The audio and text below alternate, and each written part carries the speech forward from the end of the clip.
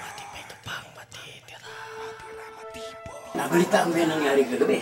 Napatay pala yung anak ni Bebang, ha? Tapos sa labas, ano, kawawa nga eh. Nag-iisang anak pala yun. Saka na.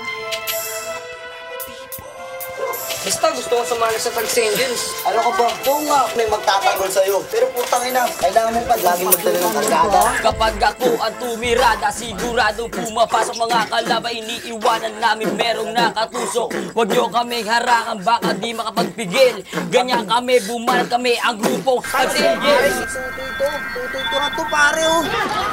Sinabalitaan ako, pare, pinulot ng Diablos daw sa akin. Hindi mo ko intindihin yun. May inupakan silang taga-Riles, ayaw pa rin umabot si Sahar pa rin Diablos ang tumira. Wala yun, wala nang kakanta to. Anong bahala dun?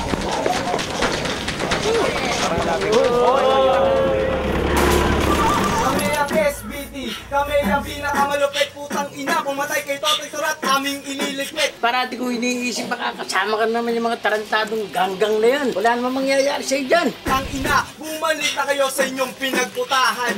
Lahat kayo ay aming babalahan. Ayoko na may kasamang takot. Nakakalug-kalug yung bayag nyo. Kayo pa magpahamak sa akin. Hindi namin kayo pinilit, pare. Lahat ng lakas na loob nyo, ilabas nyo na dito.